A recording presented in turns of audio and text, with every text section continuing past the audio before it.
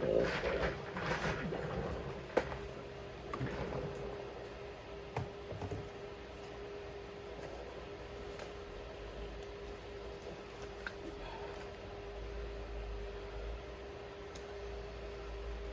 Donny Walker here. Just porting some 3120s today. Some of these 3120s, they come and they got a lot of what I call grapes, little edges in the transfer parts here, you know, little lips on the uppers. So I trim them off, slightly raise the transfers, and I like to blend the top transfers more towards the middle of the intake. So, you know, you see this here is pretty much straight line down to the bottom lower transfer, right? So the top, I'm just taking it here. I'll show you a little close up if you can see it. Get my light on. Okay, you see how I'm porting it over this way a bit to the intake. So I want it about the halfway point here between the bottom transfer and the side of the intake.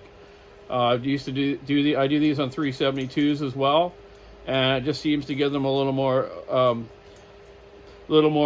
instant throttle, more pickup, a little more bottom end. If I've gone too far on them, it seems to give them a little more top end, but you lose the bottom end a bit. I don't know why, just the way the flow is. Here's a cylinder off a go-kart engine. This is one of the fastest piston port motors made in the world by CRG in Italy. Look at your lower transfers. Okay, look how these ones could blend in. They go almost right into the middle of the intake port, about halfway across, right? Pretty cool, eh? This one's blowing up, but these were a real fast engine. Junior go-karters would use them. But yeah, they really hauled ass. 100cc. Yeah. So I kind of learned to do this for my dad, and it just always seems to work for me. So using your right hand angled Fordham. Well, it's not Fordham, but anyways, my 90-degree bit here. Just got to go real slow. I'll use this bit here to kind of first get my shapes and the amount of material I want taken off. Then I'll use this kind of a blue stone one to finish it off and just take all the little edges off.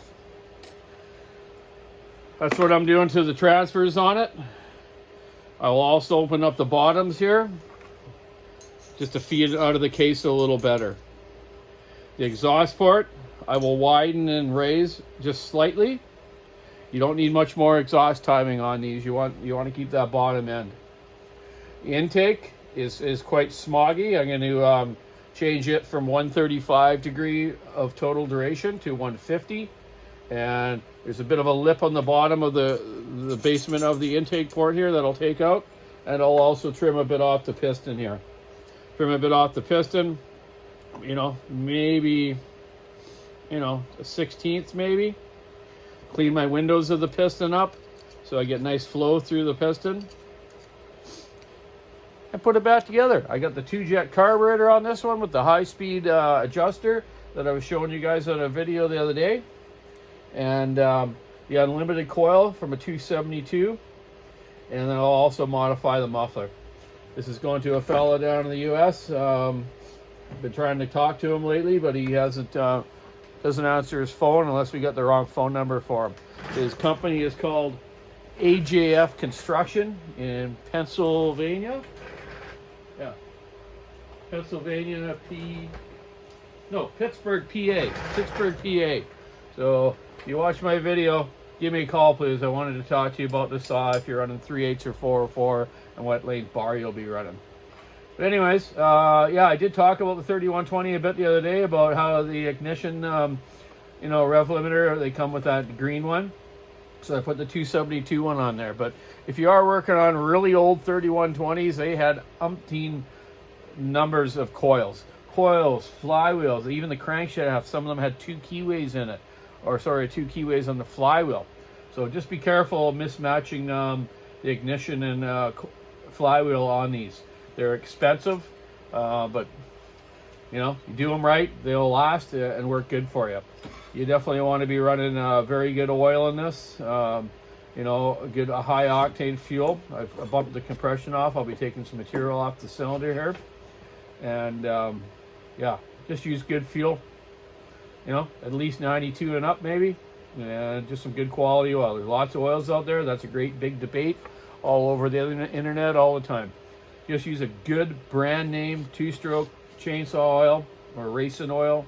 You know, there's tons of it. Aspen, AMS oil, you know. Red Armor's fine. The Echo Red Armor stuff I really like. The motors are clean and they run good. Yeah, I like most all the oils are pretty good. As long as you mix it right, have good fuel with it, and your carburetor's tuned properly.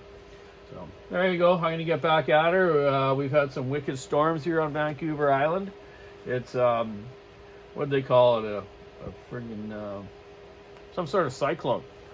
Big Bang cyclone or something. So, very windy here. The power's off at Walker Saw Shop right now, so they're not open. Lots of power outages for thousands and thousands of people here on the island. So be careful. Don't be playing around with any trees that are hanging around down by wires or anything. So, you know, give a big shout out and a thumbs up to all the service workers, hydro guys, tree guys, you know, city maintenance people, everyone that's out there cleaning it up and keeping everyone safe. So, if you have anything dangling around wires or something around your property, get hold of BC Hydro and let them know so they can come and fix it so something major doesn't happen. Keep your saw into it, stick your ass rubbing around. Yourself safe. Have a great day. Donny out.